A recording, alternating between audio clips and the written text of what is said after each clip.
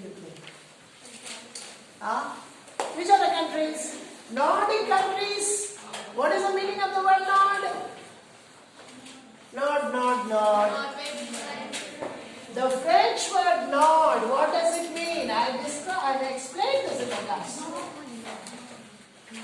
North Pole, South Pole, and countries which are in the Northern Pole are known as the Nordic countries. Yes or no? Yes, sir. So which are the countries in the North Pole? Finland, Norway, Sweden and Finland. What are these three countries called? What is the name given to all these three countries? Nordic countries, another name? Poor in geography, poor in general knowledge. Did I use the word Scandinavian? Did I use? Scandinavian countries. Sweden, Norway and Finland are known as Scandinavian countries, or they are also known as Nordic countries. And Nord is a French word which means? Right. Okay. So according to the Pope, the countries which referred to might be Sweden, Norway or right now. The countries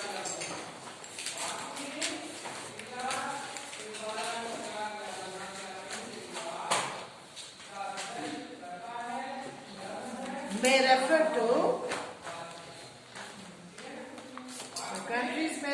to Sweden, Norway or Finland. Within the brackets, Scandinavian countries.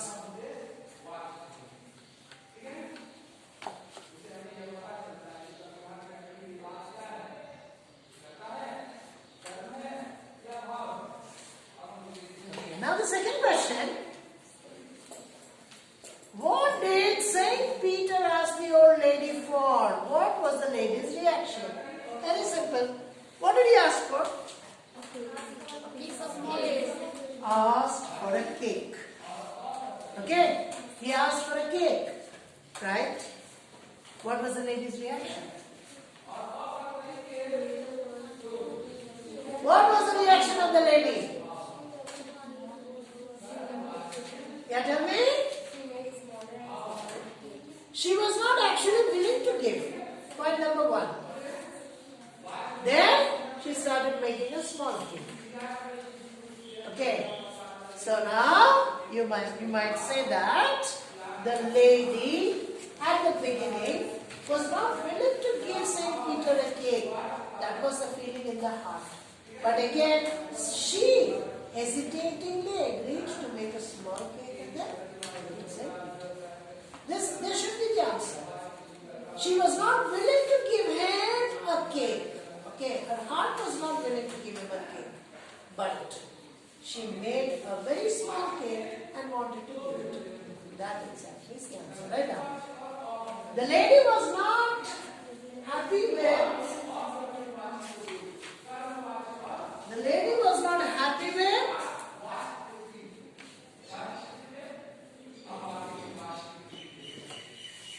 Giving a cake to Saint Peter. Was not happy with giving a cake to Saint Peter.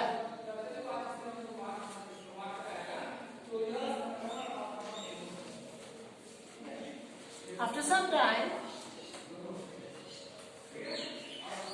she made a small cake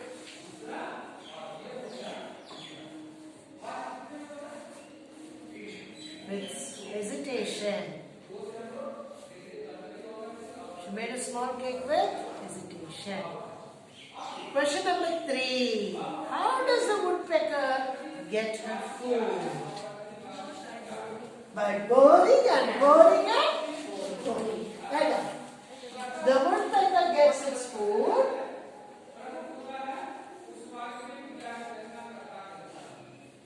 The woodpecker gets its food by boring and boring and boring.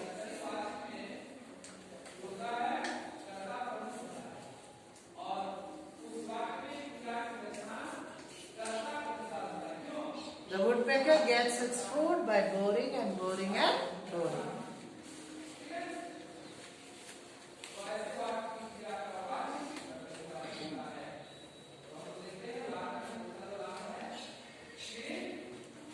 Question number. Sir, one question left.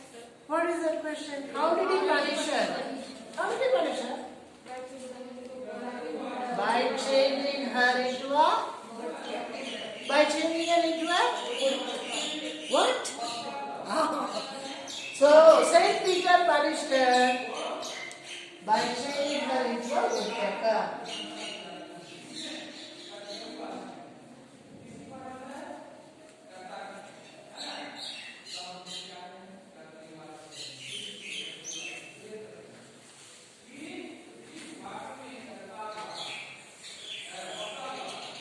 Question number 5. What is question number 5? Do you think that the old lady would have been so ungenerous if she had known who Saint Peter was? What would she have done then? This is a question which you need to write out of your imagination. You can write. The lady did not know that it was Saint Peter, the great saint. If she had known who he was, would she have behaved differently? Would she have been generous? What do you think? How many of you say no?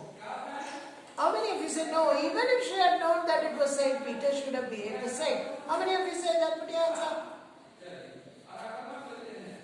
How many of you say that she would have behaved differently? How many of you say? Some don't raise their hands at all. Raise fully. This is mass hysteria. The other one is raising, so I also raise. Yes? Put your hands down. So what is your answer? Would she have or would she have? I mean, she wouldn't have. She would have. Okay, it is up to you. You can write it any way you like, but I give you one answer. The old lady would have definitely behaved in a different way. The old lady would have definitely behaved in a different way.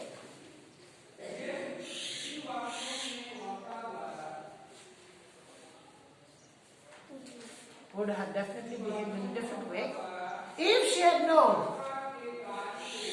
who Saint Peter was. If she had known who Saint Peter was.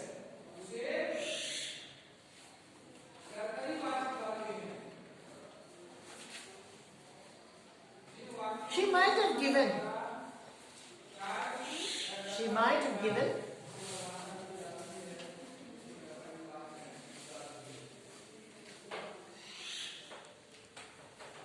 As many cakes as he wanted.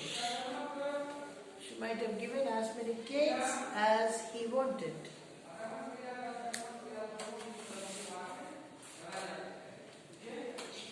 Number 6. Is this a true story? Which part of this poem do you feel is the most important? Is this a true story?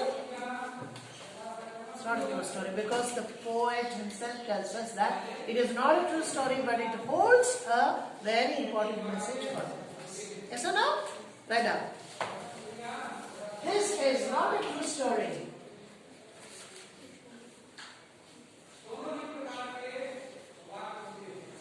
This is not a true story.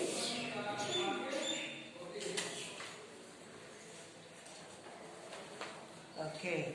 Which part of the poem do you think is the most important? Which part of the poem? What is the 12th stanza? 12th stanza? What does it say?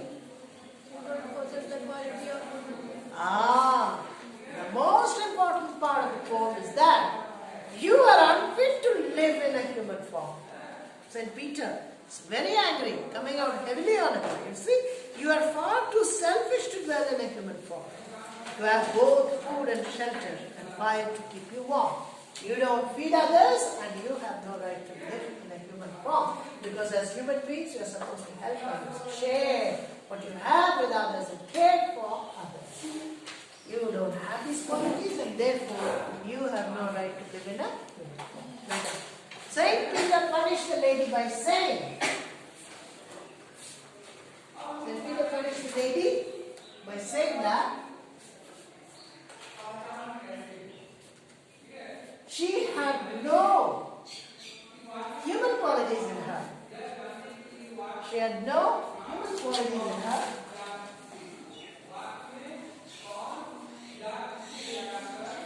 For she did not understand. For she did not understand.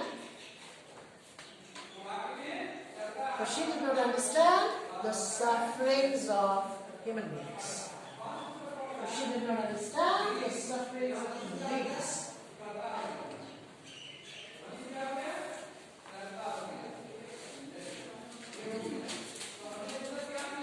She did not understand the sufferings of human beings.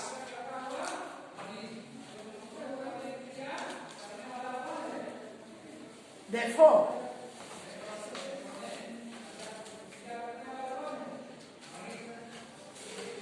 it was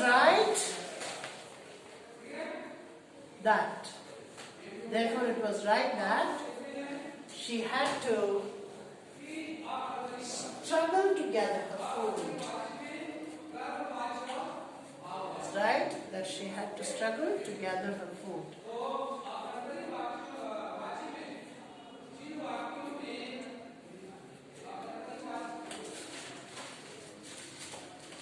Next question.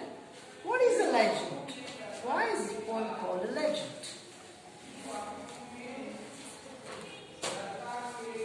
What is a legend? It's an old story. Yes, legend, an old traditional story. It's given there. So a legend is an old traditional story.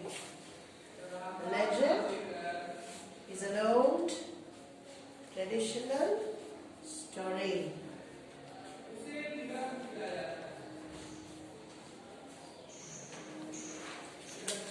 Why is this poem called a legend? Why is it called a legend? It is called a legend because it narrates a story. It's called a legend because it narrates a story.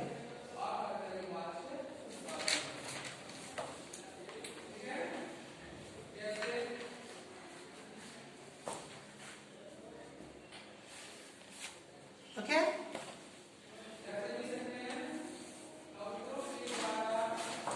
What's the next question? Write the story of Legend of the Northland in about 10 sentences. I leave this to you as homework. You do this. Because I'll explain the story.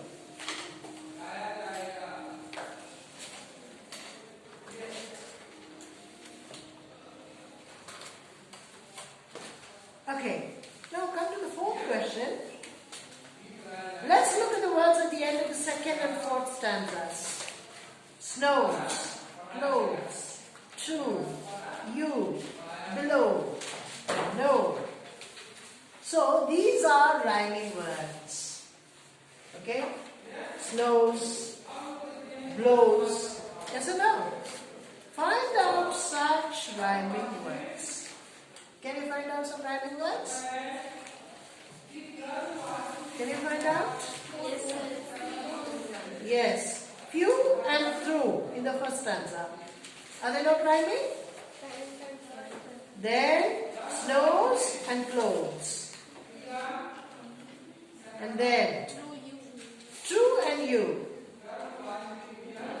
Below and no. Earth and heart. Okay? Done and one. Lay and away. One and done. Then flat and that. Myself and shall. Faint and saint. Form and warm. Food and wood. Okay. Word and bird. Same and flame. So you try to find out. You have already found out the rhyming words. You just write it down as an answer. Okay. Go to a local library or talk to elder persons. Go to persons in your locality and find legends in your own language. So every language has legends. You ask your grandma, or ask your grandpa, or ask any old people, your relatives. They will be able to tell you the legends of the local area. That is of Godda. There might be some legends, some warriors. Okay? There might have been some warriors in Godda who fought against the British. So if you ask them, they will be able to tell you legends. Okay? They have no written records. They are just passed, okay, from word to mouth, one generation to another generation. Just find out. Clear? Now come to my childhood, Dr. APJ Abdul Kalam.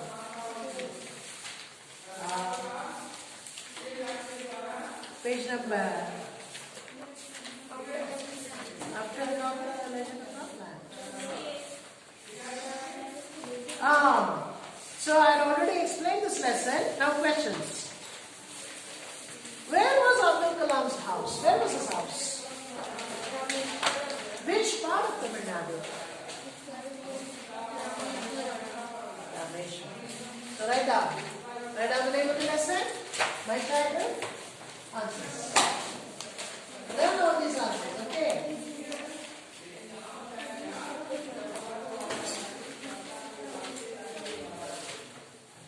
What? Huh? Yes, I will explain after giving two answers. Dr. APJ Abdul Kalam's house was in Rameswaram, Tamil Nadu.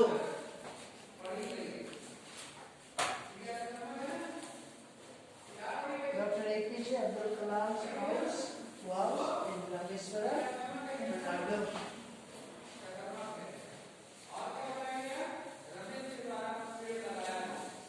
Question number 2. Why do you think Dinamani is a name? What do you think Dinamani is a name of?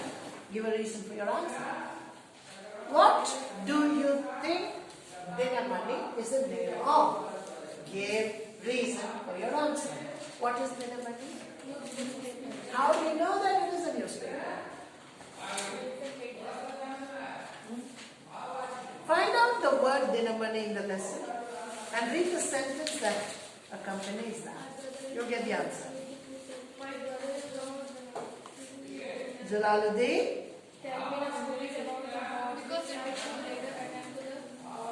Attempt to trace in the headlines in Dinamani. Do you get the word headlines? So where do headlines appear? On what? Okay. Yes, you find the headlines appearing in newspapers. So Dinamani is obviously a newspaper. Right now. Dinamani is a popular newspaper in Tamil Nadu. It is still in print. Dinamani is a popular newspaper in Tamil Nadu.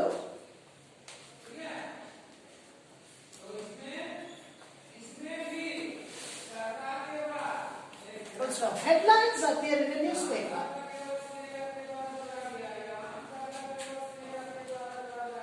Headlines appear in a newspaper.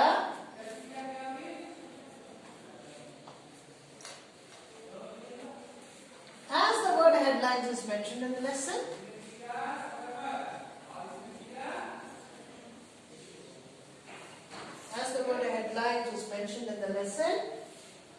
we may say Dinamani is a newspaper.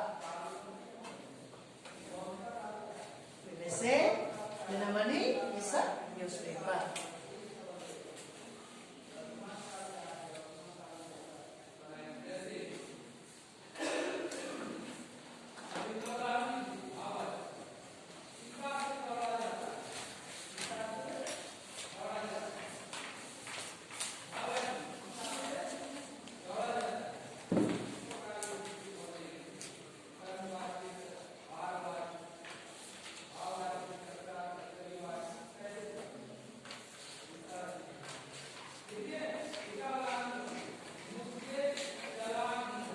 How many friends did he have? Who were the three friends of Kalam? You remember the three friends of Kalam? Tell me one by one. Ramanand Shastri. This is number one. Number two, Arvindan. Number three, Shiva Prakasham. Shiva, Lord Shiva. Prakasham. What is the meaning of Prakasham? Huh? Light. That's a Sanskrit word. Shiva Prakasham. All the three were his friends. And what did they do later on? Ramanand Shastri, what happened to him? Huh? Transport? I'm afraid you're wrong. He became the priest of the temple that was in Rameshwaram. Priest of the temple of the Rameshwaram temple. Rameshwaram temple. And number two, Arvindan. What did Arvindan become? Business of arranging the transport.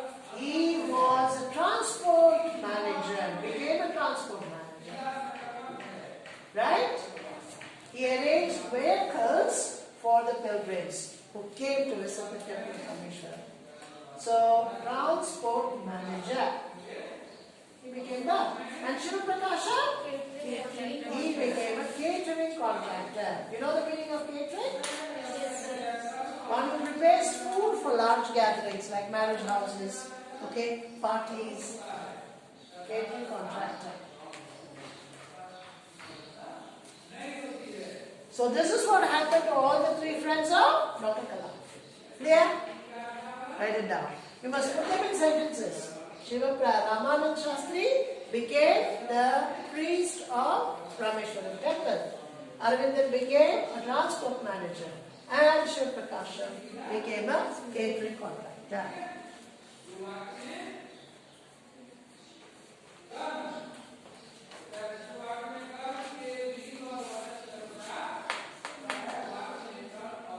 Question number 4 and 5 will be done as homework. You do it.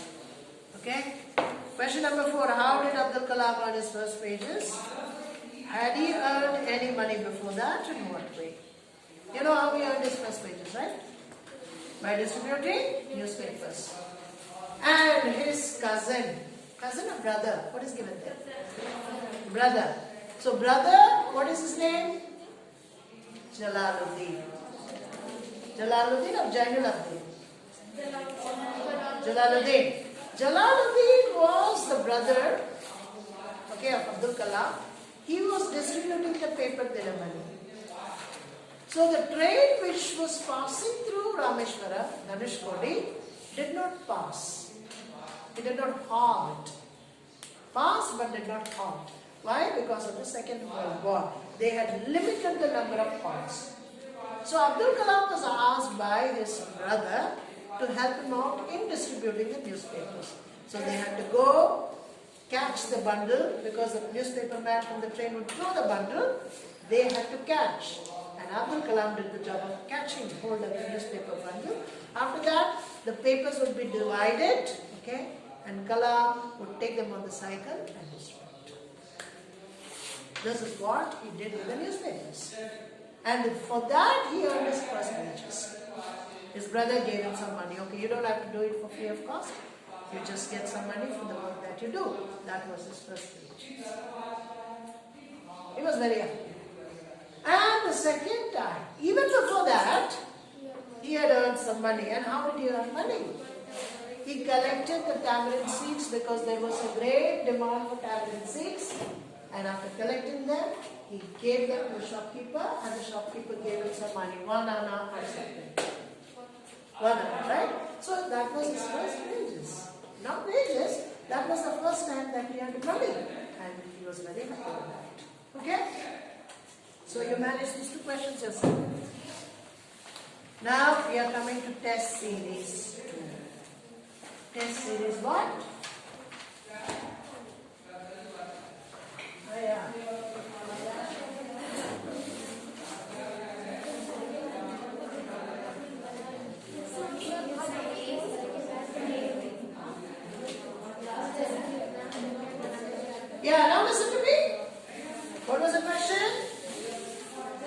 was I talking about? I was talking about test series 2. Test series 2 is also going to be just the same as test series 1, except for the lessons that have been changed. The syllabus is there.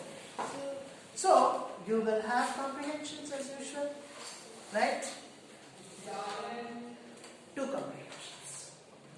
How many comprehensions? 2 comprehensions. And then you have the correct options. Verbs and tenses. Learn the verbs and tenses correctly. Learn the verbs and tenses correctly. We will have some revision about tenses and verbs in the following classes. But if you get time to revise the tenses and verbs at home, do some exercises. Be familiar with it. Okay. Then, answer the following questions. Okay. Letters. Letters are very important. Okay. How many kinds of letters are there?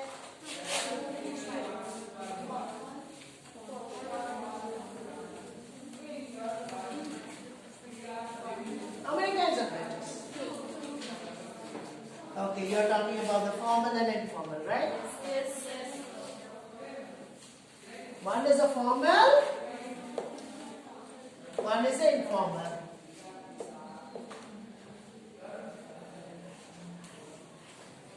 One is a formal and the other one is a informal. Remember, every time I discuss the letters, every time I give you examples, every time I introduce you to the format, but still, students have the same habit of making sense.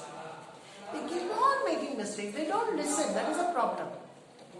See, the board, CBSE gives you a format.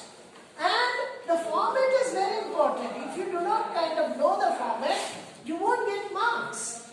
That is a problem.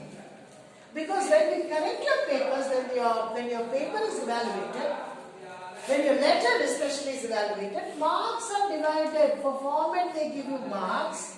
For expression, the words, phrases that you use, given.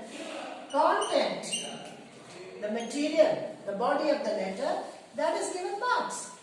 So if it is an 8-mark question, you get 2 marks. Content gets 3 marks. 2 plus 3, 5. And 3 marks for this. Or maybe 4 and 2 here. So it is all divided. So if the format goes wrong, then you lose marks. You have to keep this in mind. Now you are no longer in class 8. Mistakes will not be accepted.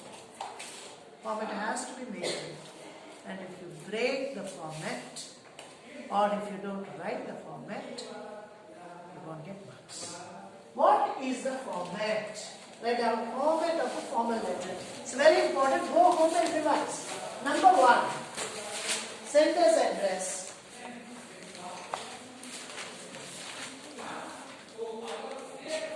Then the date.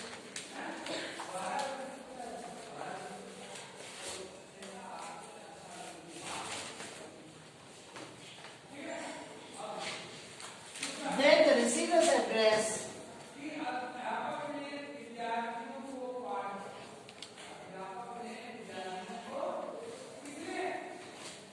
Then the receiver's address.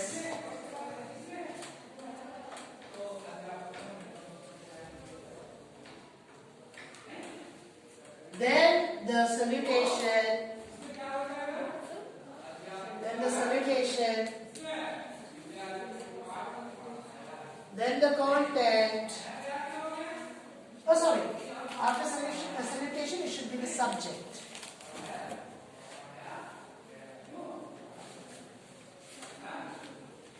Then comes the content.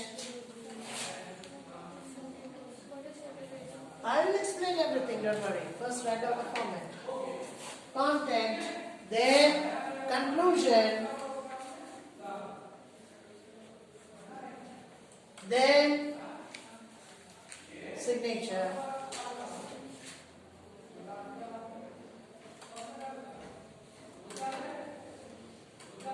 name in capital. Name in capital. Okay? Now put your pens down. Drop your pens. What is the first part of that format? What is the first part? Sender's address has to be there.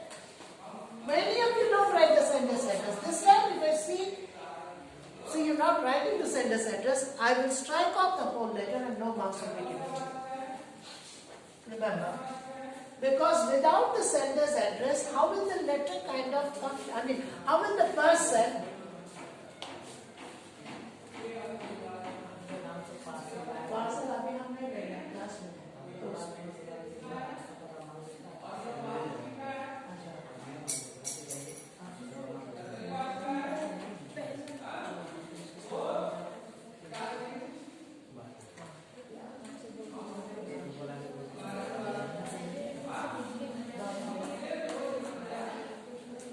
Yeah, now listen to me. What was I talking about? Sender's address. If your letter does not have a sender's address, how will the person know as to who is writing the letter? Did you understand? If you are writing, for example, a formal letter to the district magistrate, you are writing a letter with a complaint. You have left out the sender's address and you start with the receiver's address and then the rest of the letter is okay. But what is missing? So without a sender's address, how will the district magistrate know as to who has written the letter?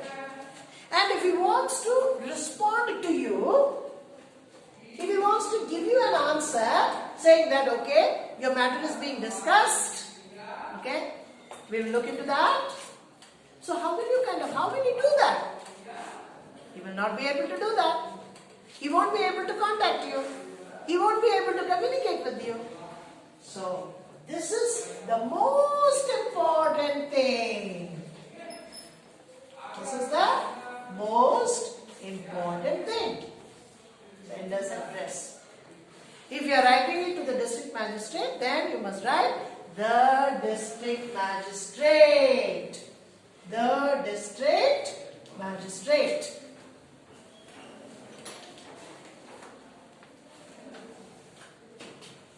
If it is to the district magistrate. Capital D, capital M, capital T. Why do we use capitals? Because designation. What is the meaning of